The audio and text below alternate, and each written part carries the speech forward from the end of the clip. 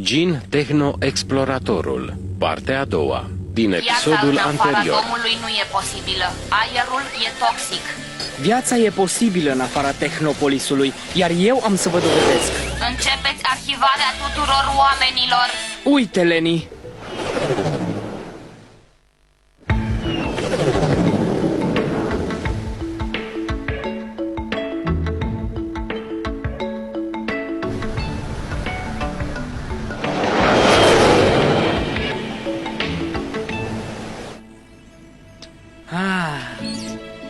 Gin, detectez încă muzica aia ciudată. Da, semnalul e slab, dar cred că avem direcția.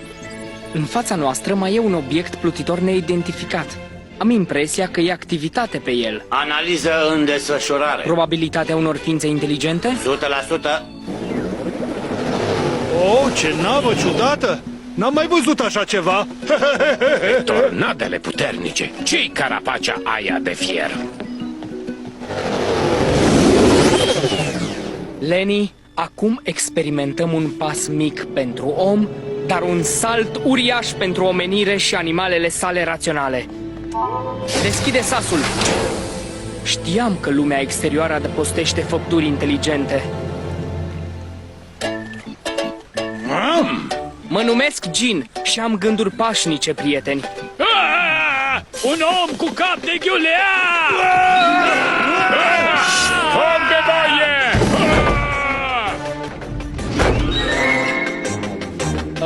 Leni, trebuie să pornim motoarele.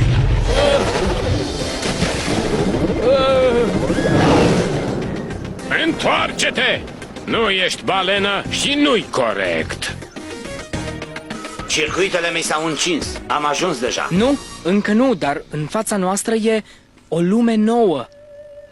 Trebuie să o explorăm. Știam că o să spui asta.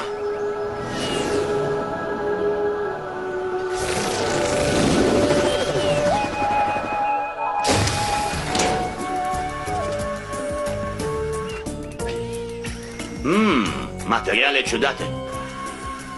Poate n-au terminat de construit.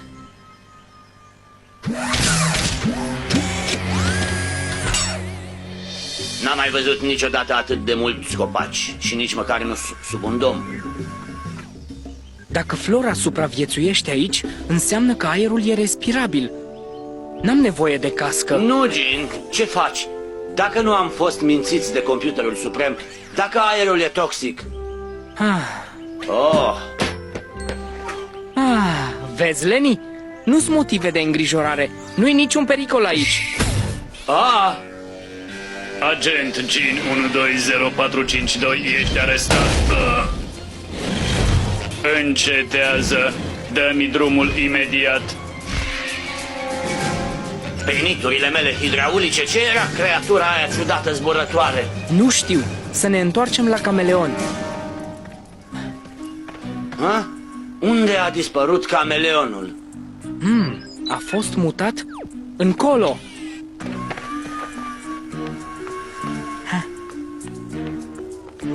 Ce clădire neobișnuită! Nu detectez nicio rețea electrică sau de internet. Cameleonul e înăuntru. Sunt sigur de asta.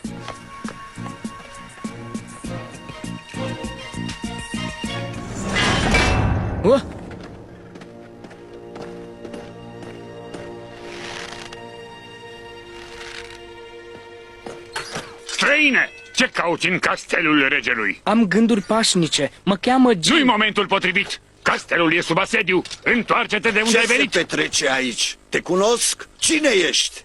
Eu sunt... Dragonul!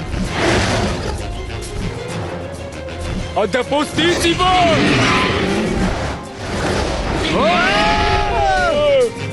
Catapulte, trageți!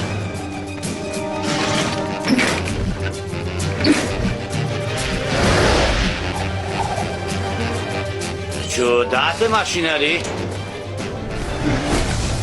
Adăpostiți-vă, o să sufle! Incredibil, le e frică de un simplu suflu.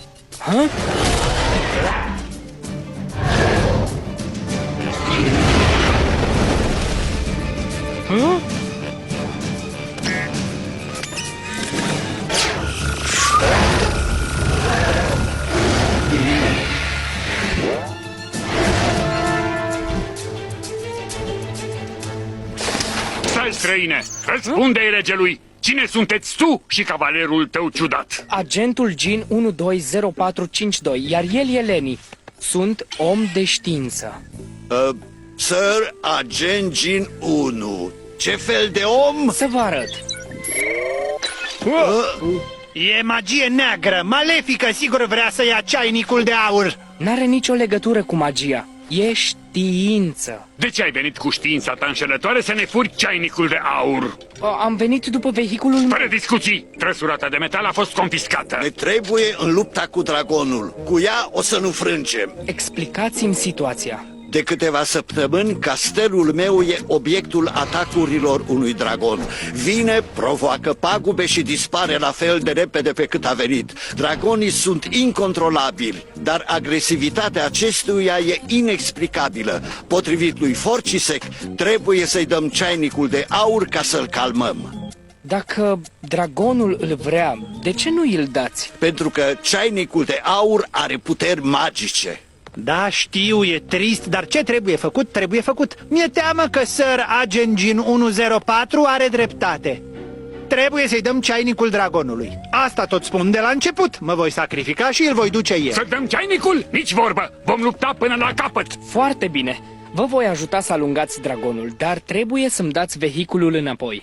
În contextul acesta, sistemul de apărare al cameleonului trebuie îmbunătățit. Eu nu? Mi-ar prinde bine un laser 2. Un laser? Aici? Nu. Trebuie să ne adaptăm, Lenny. Am o idee.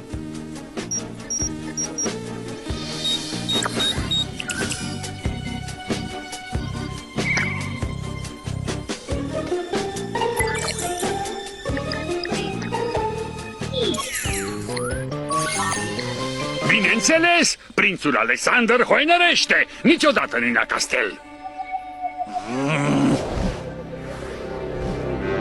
Dragonul! Oh! Acum, Lenny. Funcție cameleon medieval activată. Catapultă activată.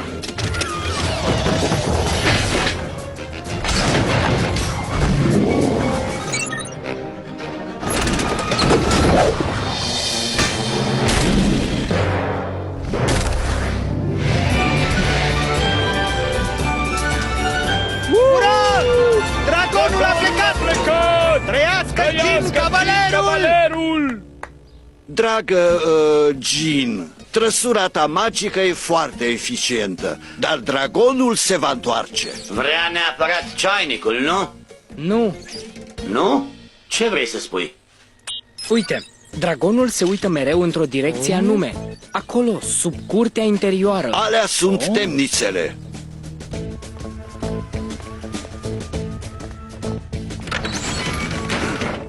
Un ou de dragon? Ce caută aici? Dacă e un ou de dragon, se explică de ce îl vrea dragonul cu orice preț. Cineva a vrut să oblige dragonul să atace castelul. Cineva care voia să pună mâna pe ceainicul de aur.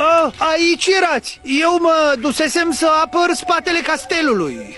Înălțimea voastră, am o idee cum să scap definitiv de dragon, dar trebuie să rămână un secret între noi doi. Sunt ochi și urechi, băiete. Cu tristețe infinită, mă văd nevoit să-i ofer ceainicul de foc dragonului. Maestate, bunul meu rege, oricare ar fi pericolul, o să livrez personal ceainicul dragonului. Vă promit.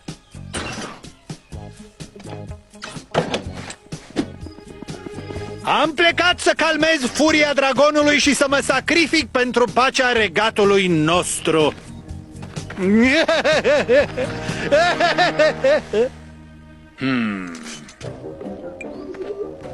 A fost atât de ușor. Kendrick, aiuritul, n-a bănuit nimic, iar Agent Gin 1 ăla a apărut din senin mi-a fost de mare ajutor. Ceainicul e al meu și toate puterile lui sunt ale mele! Ale mele! Oul de dragon?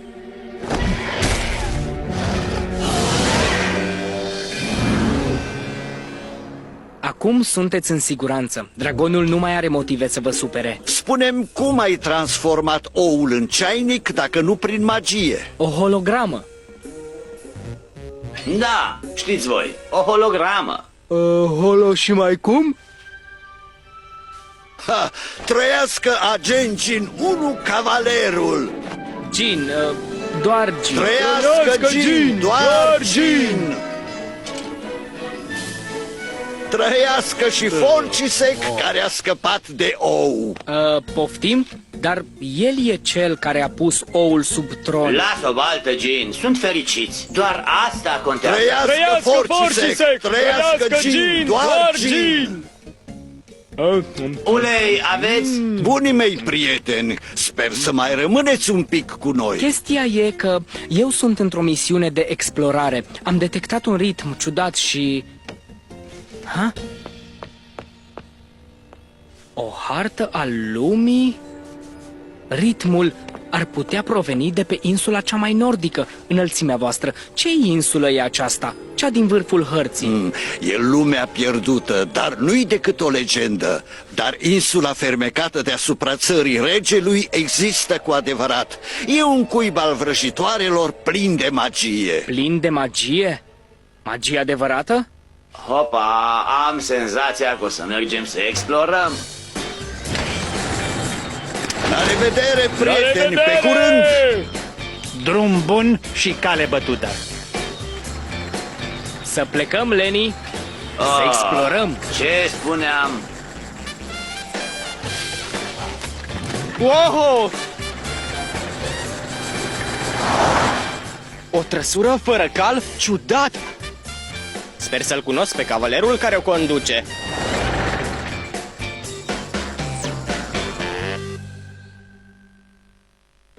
Pentru a ajunge în episodul lumea pierdută următor. trebuie să traversăm insula fermecată. Un cavaler! Lord Lenny, o să-mi aduci bagheta înapoi? Ce înseamnă să fii într-o aventură? Lord Lenny va trebui să devii erou.